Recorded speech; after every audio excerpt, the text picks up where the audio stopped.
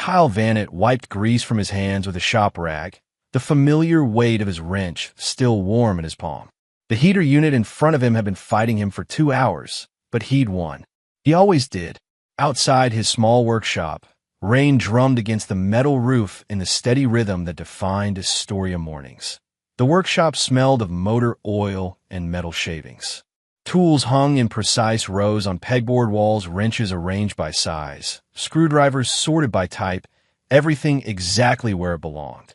Kyle had learned organization in the Marines, but he'd perfected it here in this 10 by 12 space behind their house. Everything had its place. Everything made sense here. His coffee had gone cold hours ago, sitting forgotten on the workbench next to a carburetor he'd rebuilt 3 times until it was perfect. Kyle didn't mind cold coffee. He minded things that didn't work properly. His phone buzzed against the metal surface. Kaylee. Kira's feeling sick. Her voice carried that edge it got when she was stressed. Nausea, maybe a fever. I'm taking her to the ER. Kyle set down his wrench and checked the time. 8:30 a.m. What kind of nausea? Did she eat something bad? I don't know, Kyle. She just said her stomach hurt and she looked pale. Kaylee's words came faster than usual. I'm already getting her ready. I'll come with you. Kyle was already reaching for his jacket. Kira rarely got sick, and when she did, it was usually nothing serious. But the hospital was no place for a 13-year-old to be alone. Just let me handle this, please. The words came out sharp, cutting. Stay with work. You always do. Kyle's hand froze on his jacket. What's that supposed to mean? Nothing. Just, I can handle this myself. Something twisted in Kyle's gut. Not the words themselves, but the way she said them. Like she'd been rehearsing. Like she'd been waiting for the right moment to use them. Kaylee, what's really going on? I have to go. Kira's waiting in the car. The line went dead. Kyle stared at his phone, the black screen reflecting his own confused expression. 13 years of marriage had taught him to read Kaylee's moods like weather patterns. Her anger when dinner was late. Her frustration when bills came due. Her restlessness during long winter months when Astoria felt more like a prison than a home. But this wasn't any of those familiar storms. This was something else entirely. He tried calling back. Straight to voicemail. The workshop felt smaller suddenly, the walls pressing in like a trap. Kyle picked up his wrench, then set it down again. His hands were steady, they always were, but his mind wasn't. He'd learned in the Marines to trust his instincts, to pay attention when something felt wrong. Right now, they were screaming at him, but he didn't follow them. He let his wife take their daughter to the hospital alone, that he went back to work instead, trying to lose himself in the familiar rhythm of repair and maintenance. But every few minutes, he found himself checking his phone. No messages. No missed calls to BY noon. The worry had settled into his bones like winter cold, BY 6 p.m. Kyle's texts had gone unanswered for nearly 10 hours. How's Kira? Call me back. Where are you? This isn't funny anymore. He'd sent the last one an hour ago, when worry had started turning into something harder. Kyle didn't get scared. Easily 3 tours in Afghanistan had beaten most fear out of him, but this was different. This was his family, that he called Astoria General. The receptionist's voice was bored, professional. No record of Kira Vanett being admitted today. Kyle's hand tightened on the phone. Check again. My wife brought her in this morning. Sir, I've checked our system twice. No one by that name has been seen in our emergency department today. What about urgent care? Maybe they went there instead. We only have record for the ER, sir. You might want to try other facilities. Kyle hung up and immediately called the urgent care clinic across town. Nothing. He tried a medical center in Seaside, 20 miles up the coast. Nothing. The workshop suddenly felt like a cage. Kyle grabbed his keys and drove to Astoria General anyway. He walked every hall, checked the emergency room, talked to 3 different nurses. All of them gave him the same answer. No record of Kira Vanett. No record of Kaylee Vanett. At 8 p.m., he called Sheriff Mel Waller. They'd known each other since high school, back when Waller was just another kid getting drunk on the beach, and Kyle was the quarterback everyone expected to leave town and never come back. My wife and daughter are missing. Waller's sigh came through the phone, clear as day. Kyle, how long they been gone? Since this morning. Kaylee said she was taking Kira to the ER for nausea. Hospital has no record of them. Could be they went to Portland. Bigger hospital. Better doctors. Then why isn't she answering her phone? Why didn't she tell me they were going to Portland? Look, I'll make some calls. Check with the hospitals up there. But unless there's signs of foul play. Waller trailed off, but Kyle knew what he meant. Wives left husbands all the time. Usually they took the kids. This isn't what you think. Kyle, I gotta ask. You and Kaylee been having problems? Kyle thought about the question seriously. Had they been having problems? Kaylee had been restless lately, talking more about traveling, about seeing the world beyond Astoria's gray skies and endless rain. She'd mentioned Portland a few times, wondered out loud what it would be like to live in a real city. But problems? Real problems? No, he said finally. Nothing that would make her run. I'll make some calls, Waller said again. But Kyle, sometimes people surprise us. Kyle hung up and drove home to an empty house. The silence hit him like a physical force. No TV playing in the living room. No music from Kira's bedroom. No sound of Kaylee moving around the kitchen, preparing dinner. He checked Kira's room first. Her backpack was gone from its usual spot by her desk. Her favorite book, a dog-eared copy of The Giver she'd read at least 5 times, was missing from her nightstand. But everything else looked normal. Too normal. Kyle checked Kaylee's closet next. Half her clothes were missing, but not randomly. Her favorite jeans were gone, along with her good boots and the jacket she always wore when it rained. The suitcase they'd bought for their honeymoon was missing from the top shelf. The silence pressed against his ears like deep water, threatening to drown him where he stood. 3 days later, Waller called. Kyle was in his workshop, pretending to work when the phone rang. Found Kaylee's car. Kyle's hands went cold. Where? Bottom of the marina. 60 feet down near the pier. Divers pulled it up this morning. Waller paused, and Kyle could hear voices in the background. Doors were closed. No bodies inside. The phone nearly slipped from Kyle's grip. What are you saying? I'm saying we're treating this as a potential drowning. Could be they got out before the car went under. Could be the current carried them out to sea. Divers are searching, but Kyle, it's been 3 days. If they're in the water. Kyle didn't hear the rest. The world had narrowed to a single point of pain behind his eyes. His wife and daughter were dead, drowned in the cold waters of the Columbia River while he was fixing heaters and worrying about unanswered text messages. Kyle, you still there? Yeah. His voice sounded like it was coming from somewhere far away. Yeah, I'm here. I need you to come down to the station. We got some paperwork to fill out. And Kyle? I'm sorry. Kyle sat in his living room at 2 a.m., staring at Kaylee's laptop. The police had cleared it after finding nothing obvious, but Kyle knew computers from his mechanic work. Modern cars were more computer than engine these days, and he'd learned to read diagnostic codes like a second language. The main user profile had been deleted, but fragments remained. Email chains with gaps where messages had been removed. Browser history wiped clean except for one entry that made Kyle's blood turn cold. International custody laws. He ran recovery software, the kind used to pull data from damaged hard drives. Slowly, piece by piece, deleted files began to emerge from the digital graveyard. His sister Raina found him there at midnight the next day, still hunched over the screen, surrounded by empty coffee cups and pages of printed emails. Kyle, she set a hand on his shoulder, and he could feel how thin he'd gotten in just 4 days. You need to sleep. Look at this. He pointed at a recovered email fragment on the screen.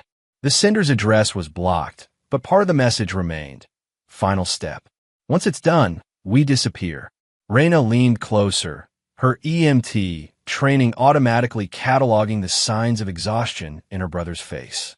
The red-rimmed eyes, the tremor in his hands, the way he kept checking his phone even though no one was going to call.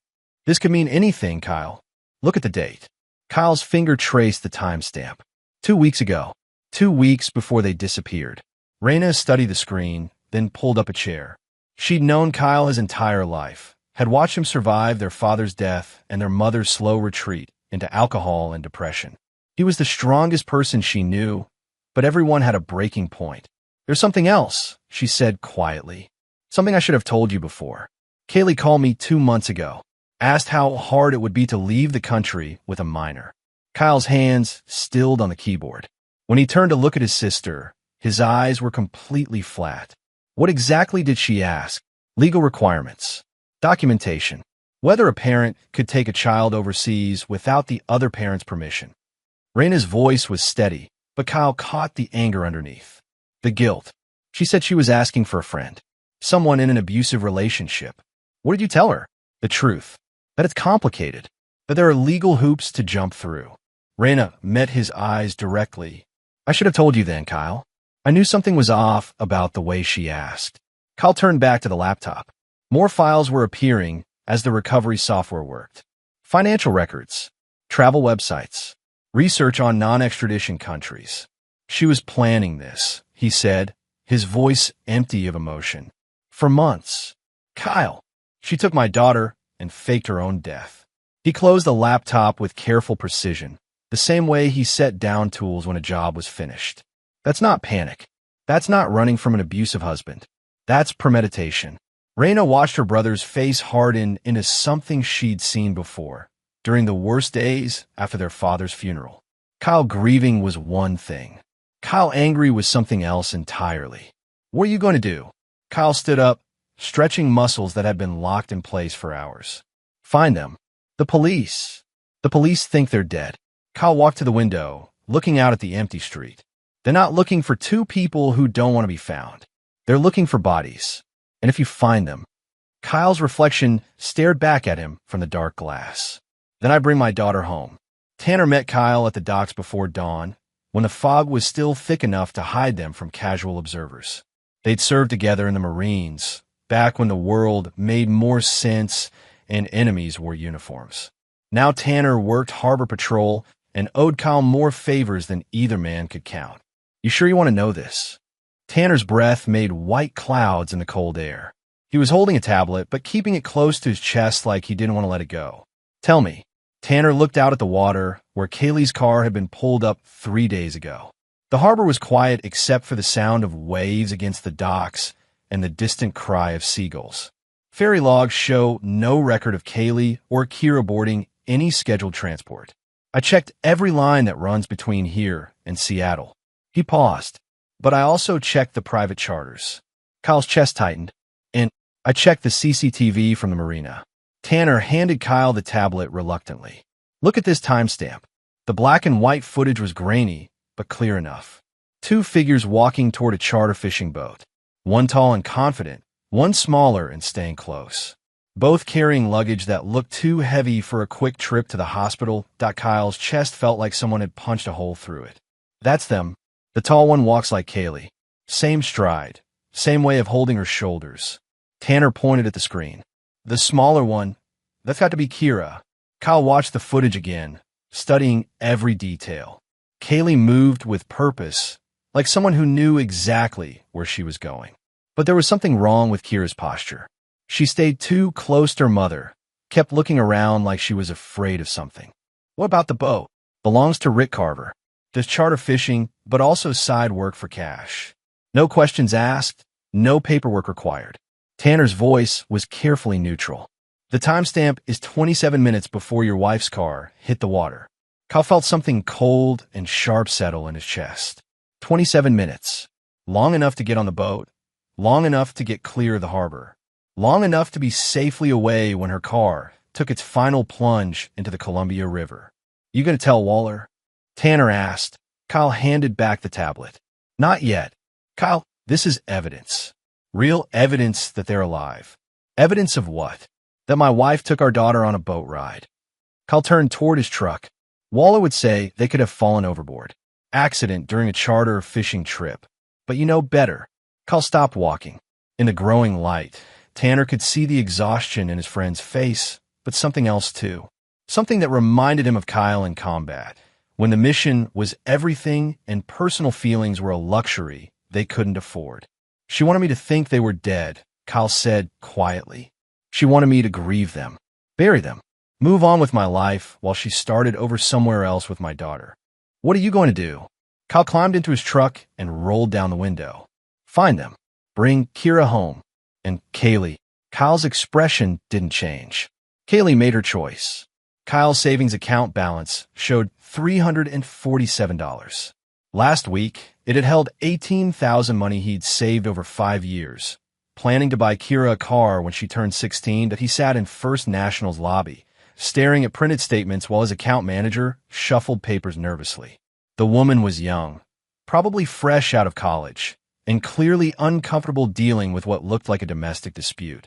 The withdrawal was authorized with proper signatures, she said for the third time. Electronic transfer to a shell company called Meridian Holdings. I never authorized any transfer. Kyle kept his voice level, but he could see the manager flinch anyway. The digital signature matches your wife's signature on file. She's listed as a joint account holder with full access. Kyle studied the paperwork spread across the small table. Kaylee's signature was there, perfect down to the small flourish on the K that she developed in college. But the account number for Meridian Holdings was nothing he recognized. This shell company. You have any information about it? I can't release details about other accounts, sir. Privacy regulations. Kyle folded the papers carefully and stood up. Thank you for your time. His phone rang before he reached the parking lot. Judge Corbin Dree. Kyle, I heard about Kaylee and Kira from Mel Waller. I'm sorry for your loss. Judge Dree had been Kyle's father's friend, back when the old man was still alive and the Vanet name still meant something in Astoria. Now Dree was one of the few people in town who remembered Kyle as more than just another ex-Marine who couldn't adjust to civilian life. They're not dead, Judge. Silence on the other end of the line. Then, come to my office. Now, Dree's chambers smelled like old books and expensive coffee. The walls were lined with law volumes and framed photographs of the judge with politicians Kyle didn't recognize. Dree poured 2 cups of coffee from a machine that probably cost more than Kyle made in a month. Tell me everything. Kyle laid out the evidence methodically. The CCTV footage from the marina, the missing money, the deleted computer files, the browser history showing research into international custody laws. Dree listened without interruption, his face growing harder with each detail. You're talking about kidnapping and fraud, Dree said when Kyle finished. I'm talking about theft. She stole my daughter and $18,000. Dree picked up his phone and dialed a number from memory. I know people who can dig deeper into these financial records. Quietly, unofficially. What kind of people? The kind who understand that sometimes the law moves too slowly for justice. Dree's voice was steady, but Kyle caught the edge underneath. Give me 48 hours. The call came at midnight 2 days later. Kyle was in his workshop, pretending to rebuild an engine while actually staring at the wall and thinking about his daughter sleeping in some stranger's house. Kaylee opened a second bank account 3 months ago. Dree's voice was tight with controlled anger. Name of Melissa Caro. The Meridian Holdings account traces back to a logistics company in Portland. Kyle wrote down the address on the back of an oil change receipt. Company name? Moran Shipping Solutions. CEO is Chase Moran. Dree paused. Kyle, the money trail goes deeper than just your savings account. This Moran character has been moving significant funds through shell companies for months. Kyle had never heard the name Chase Moran before, but he committed it to memory along with everything else. The address, the company name, the way Dree's voice changed when he said it, like the name tasted bad. What else? Credit card records show charges for fake identification documents. High-quality stuff, not something you'd get from a street corner operation. Dree's voice dropped lower. Kyle, your wife has been planning this for at least 6 months, maybe longer. Kyle set down his pen and looked around his workshop. Everything in its place. Everything logical and orderly and predictable. Nothing like the chaos his life had become. Judge, I need to ask you something. Go ahead. When I find them, and I will find them, what happens next? Dree was quiet for a long moment. Officially? You call the police and let the legal system handle it. And unofficially? You do whatever you have to do to bring your daughter home. Kyle found the voice recordings on an old phone hidden in Kaylee's jewelry box, wrapped in a silk scarf like something precious. The phone was a cheap prepaid model, the kind people bought when they didn't want their calls traced. His hands shook as he scrolled through the audio files. Dozens of them, spanning 3 months. All conversations between Kaylee and Kira. He pressed play on the first one. Your father doesn't understand you like I do. Kaylee's voice was soft, sympathetic, the tone she used when Kira was upset about something. He's so focused on control, on making you fit his idea of what you should be. Kira's voice came through smaller, uncertain. But he loves me. Of course he loves you, sweetheart. But love can be controlling. Remember when he made you quit piano because you missed that one recital? Remember how angry he got when you talked back to him last month? Kyle remembered those moments differently. Kira had missed a recital because she'd chosen to go to a friend's birthday party instead, after promising she'd be at the piano competition. He'd been disappointed, yes, but he'd also told her that commitments mattered, that people were counting on her. And the talking back incident, Kira had called him a stupid ass when he grounded her for staying out past curfew. He'd extended her punishment and made her apologize. Normal parent things, but in Kaylee's voice, they became something sinister. I think sometimes your father sees you as property, not a person. Like something he owns instead of someone he loves. Kyle's hands clenched into fists. He could hear Kira starting to cry in the recording. What should I do, Mom? Nothing right now, baby. Just remember that I'll always protect you, even from people who are supposed to love you. The recording continued for another 15 minutes. Kaylee's voice, patient and loving, slowly poisoning his daughter against him, using real moments, real mistakes that every parent made, and twisting them into evidence of something darker. Kyle played the next recording, then the next. A methodical campaign of psychological manipulation spread across months. Kaylee teaching Kira to be afraid of her own father. By the time he reached the final recording, Kira was completely convinced that Kyle was dangerous. "When are we going to leave?" she asked, her voice small and scared. "Soon, baby, when the time is right. But remember, this has to be our secret. If your father finds out we're planning to leave, he might try to stop us. He might hurt us. I'm scared, Mom. I know, sweetheart, but I promise I'll keep you safe. Even if it means we have to go far away and never come back." Kyle sat in his empty kitchen, listening to his wife destroy his relationship with his daughter, one careful word at a time. The pain was physical, like something tearing inside his chest. But underneath the pain was something colder. Something that had kept him alive through 3 combat tours and the death of half his squad. Kaylee had made a crucial mistake. She'd kept evidence of her own crime. Kyle ejected the memory card from the phone and slipped it into his wallet. Evidence. Proof that Kira hadn't left willingly, that she'd been manipulated and lied to by the one person she should have been able to trust completely. He pulled out his own phone and called Raina. "I know what happened," he said when she answered. "I know how she did it." Kyle found Chase Moran in the parking garage beneath his office building. He'd been watching the man for 2 days, learning his routine. Moran left work every evening at exactly 6:30, took the elevator to the 3rd level of the garage, and drove home in a silver BMW that probably cost more than Kyle made in 2 years. Tonight, Kyle was waiting between the BMW and a concrete pillar. Chase Moran. The man spun around, startled. He was exactly what Kyle had expected: expensive suit, soft hands, the kind of confidence that came from never being truly threatened. Maybe 45 years old, with the pale complexion of someone who spent too much time indoors. "Who are you?" Moran's voice cracked slightly, but he tried to cover it with aggressive posturing. "This is private property. You can't be here."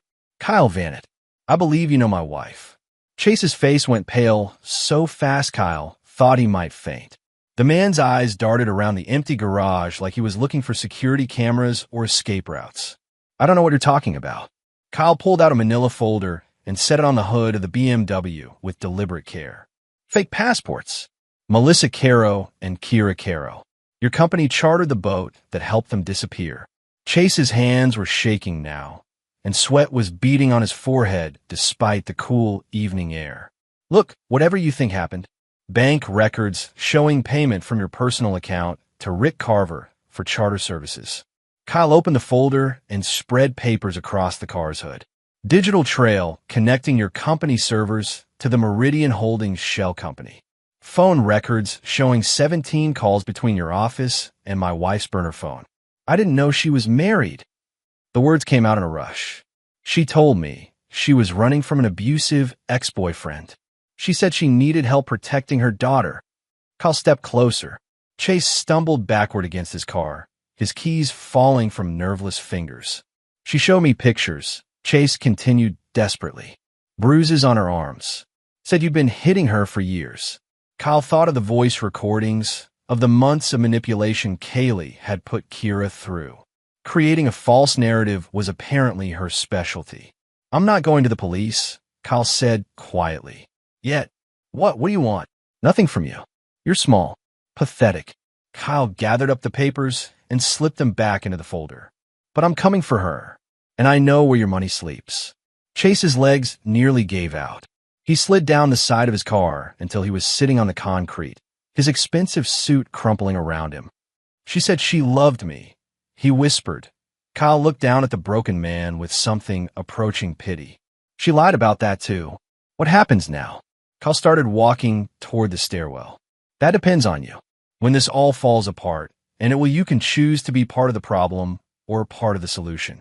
He left Chase Moran sitting on the floor of a parking garage, surrounded by the wreckage of his own stupidity. Raina found the safety deposit box key taped under Kaylee's jewelry box, hidden behind a photograph of Kyle and Kira at last year's father-daughter fishing trip.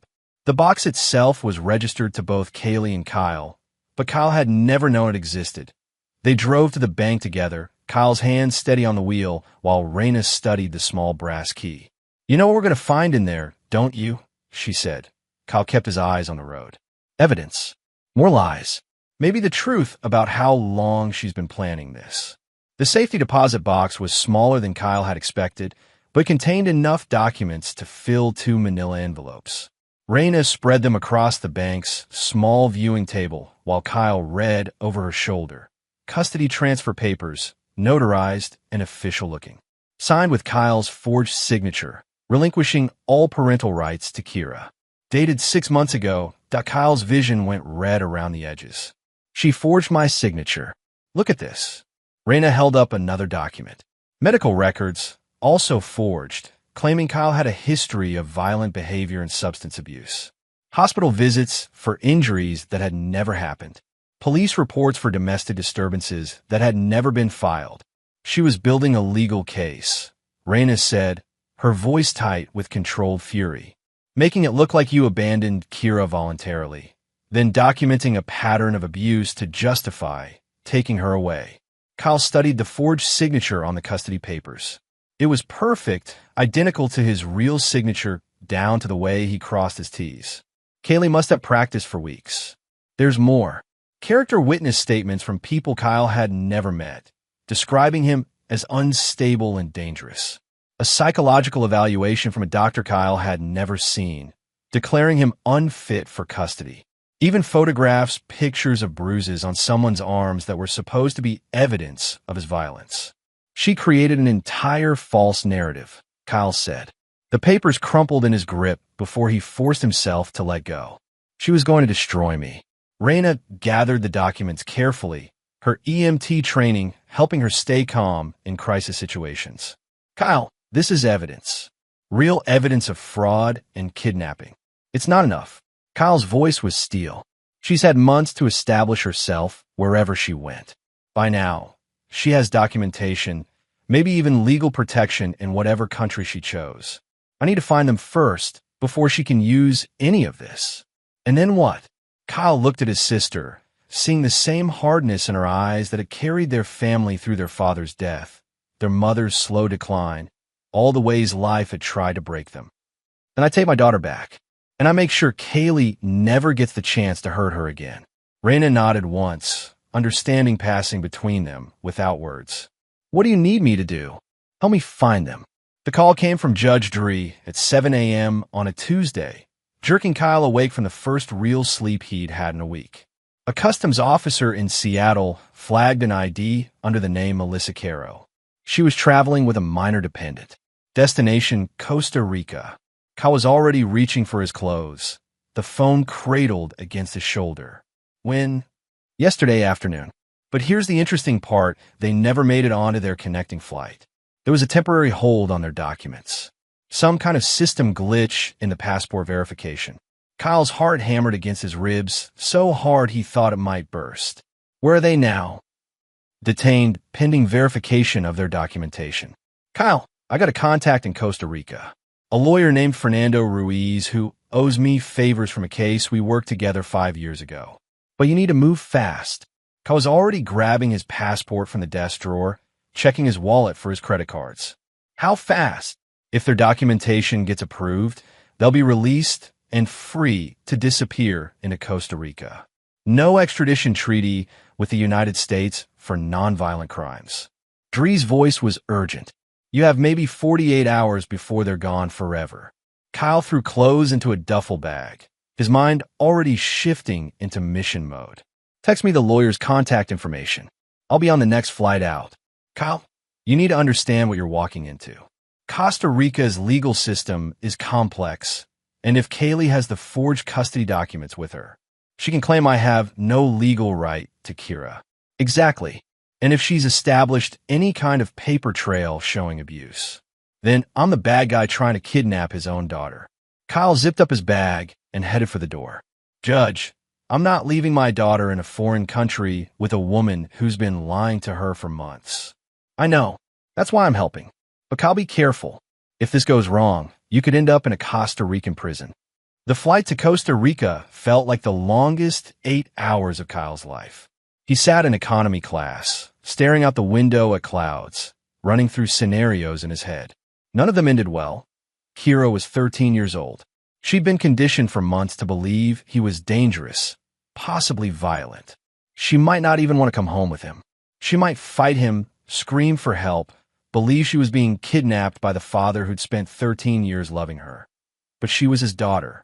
That was the only thing that mattered. The lawyer, Fernando Ruiz, met Kyle at Juan Santa Maria International Airport. He was younger than Kyle had expected, maybe 35, but his handshake was firm and his English was perfect. Your wife is claiming asylum, Ruiz explained as they drove through San Jose toward the city center.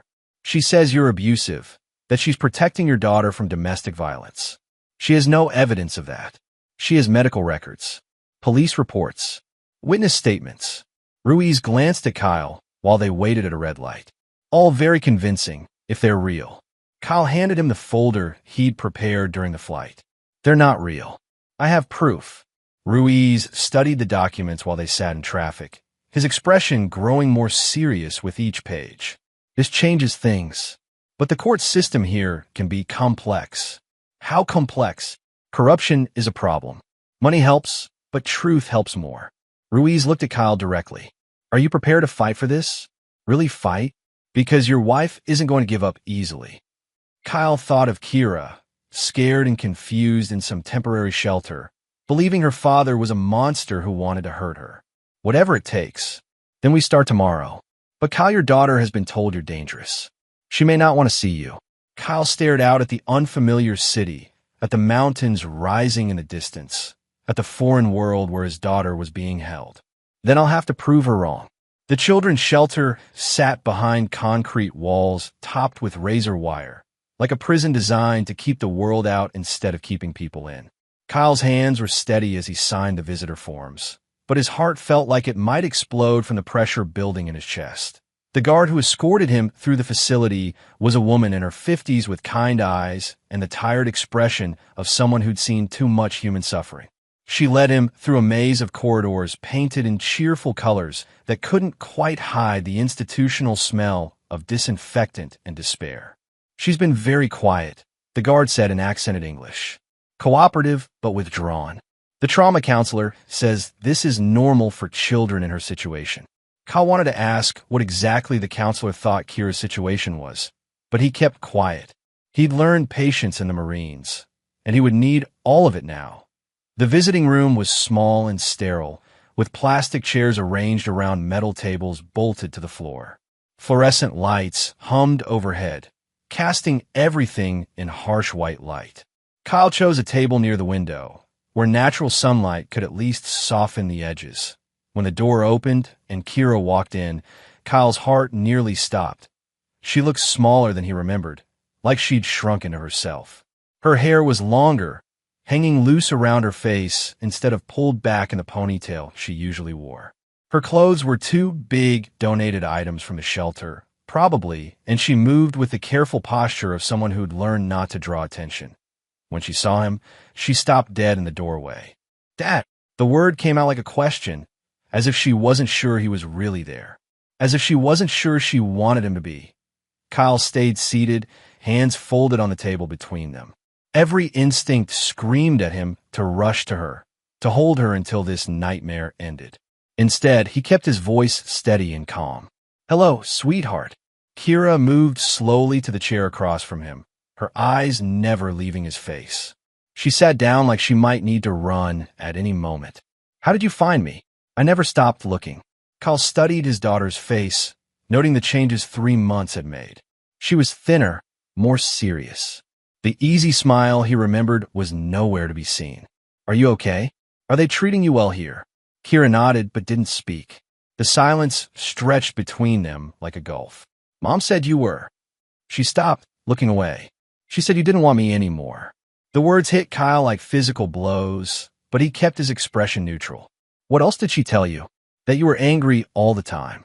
That you wanted to control me." Kira's voice got smaller. "That you might hurt us if we didn't do what you wanted." Kyle pulled out his phone and placed it on the table between them. "I want you to listen to something." He played one of the recordings he'd found, Kaylee's voice filling the small room as she slowly poisoned their daughter against him. Kira's face went white as she listened to her mother's patient manipulation. That's not how it happened," Kira whispered. "Keep listening." Kyle played more recordings, each one showing another layer of Kaylee's deception. The careful lies, the twisted memories, the months of psychological preparation for this moment. "She said we had to leave because you were dangerous," Kira said, tears starting to stream down her face. "She said you tried to take me away from her." "Look at me, Kira." Kyle's voice was gentle but firm. "Have I ever hurt you? In 13 years, have I ever laid a hand on you in anger?" Kira shook her head, unable to speak. "Have I ever tried to control you? Or have I tried to teach you to make good decisions?" "Teach me," she whispered. "And when you made mistakes, what did I do? You helped me fix them. You never gave up on me." Kyle reached across the table, slowly, giving her time to pull away if she wanted. When she didn't, he took her hand in his. "Your mother lied to you about who I am. She used real moments, real memories, and twisted them into something ugly." His voice was steady, but Kira could hear the pain underneath. "She needed you to be afraid of me, so you'd go with her willingly." "Why?" Kira's voice broke on the word. "Why would she do that?" Kyle thought about the answer carefully. Kira deserved honesty, but she was still just 13 years old, because she wanted a different life than the one we had, and she was willing to destroy our family to get it. They sat in silence for several minutes, Kira processing everything she'd heard while Kyle waited for her to speak. "I want to go home," she said finally to Kyle's chest loosened for the first time in months. "That's what I'm here to do. Can we really go home? Or will they make me stay here?" Kyle looked at his daughter, really looked at her, and saw the fear that had been living in her eyes for months. Not fear of him, but fear that nothing would ever be safe or certain again. "I promise you, we're going home. Together." The call came from Fernando Ruiz at midnight, jolting Kyle awake in his hotel room. He'd been dreaming about Kira, about taking her fishing like they used to do on Saturday mornings before the world turned upside down. "The court was going to rule in your wife's favor tomorrow," Ruiz said without preamble. Her documentation looked legitimate, and the asylum claim was compelling. Kyle sat up in bed, instantly alert. "What do you mean was going to—" "Something changed tonight. Your wife's accomplice in Portland, Chase Moran, he contacted Costa Rican authorities directly through his lawyer. He's provided evidence that your wife committed fraud and kidnapping." Kyle felt something cold and sharp settle in his chest. Why would he do that? He's trying to avoid criminal charges in the United States. Apparently, the FBI started investigating his company's financial records after you confronted him. He's willing to testify against your wife in exchange for immunity from prosecution. Kyle thought of Chase Moran, shaking in that parking garage, his expensive suit wrinkled and his face pale with fear. The man was exactly as pathetic as Kyle had thought. What evidence? Bank records showing payments for fake documentation. Communication logs between his personal email and your wife's accounts. Video surveillance from his office showing your wife planning the kidnapping. Ruiz paused, and Kyle could hear papers rustling in the background. There's also testimony from the boat captain who transported them, Rick Carver. Apparently, he's decided to cooperate rather than face accessory charges. Kyle closed his eyes, feeling the weight of months of pressure finally beginning to lift. So, it's over. The criminal case against your wife is solid. But Kyle, there's something else. The court requires a psychological evaluation of your daughter before releasing her to your custody. Standard procedure in international custody disputes. What kind of evaluation? A qualified psychologist will interview Kira to assess whether she's been psychologically manipulated and whether she truly wants to return home with you. Ruiz's voice was careful. If she's been too damaged by her mother's lies, if she's genuinely afraid of you, then they won't let me take her home. The court's primary concern is the child's welfare. If Kira expresses fear or reluctance, she won't. Kyle's voice was certain. I showed her the recordings. She knows the truth now. I hope you're right. Because tomorrow, everything depends on what your daughter says in that room. The next morning, Kyle watched Kaylee being led into the courtroom in handcuffs. She looked smaller somehow, diminished by the orange jumpsuit and the harsh fluorescent lighting. When she saw Kyle sitting in the gallery, something flickered in her eyes, surprise, maybe, or fear. She'd expected him to break, to give up, to accept that his family was gone. She'd forgotten what he was made of. The prosecutor, a stern woman named Isabel Vargas, methodically presented the evidence. The forged documents, the stolen money, the fake medical records claiming abuse that had never happened. Mrs. Vanett, Prosecutor Vargas said, her voice carrying the weight of absolute certainty, you have committed elaborate fraud spanning multiple countries and involving the kidnapping of a minor child. Kaylee's lawyer, a nervous young man who kept adjusting his glasses, tried to maintain the abuse narrative. My client was protecting her daughter from a dangerous situation. There is no evidence of domestic violence in the Vanett household, Vargas interrupted. No police reports, no medical records, no testimony from teachers or neighbors. What we do have is evidence of months of premeditation by Mrs. Vanett to steal her daughter and destroy her husband's reputation. Kyle watched his wife's face as her carefully constructed lies were dismantled piece by piece. Kaylee kept glancing at him, as if she couldn't believe he was really there, as if she couldn't believe he'd tracked her across 2 countries and through layers of false identity. When Kira took the stand, the courtroom went completely silent.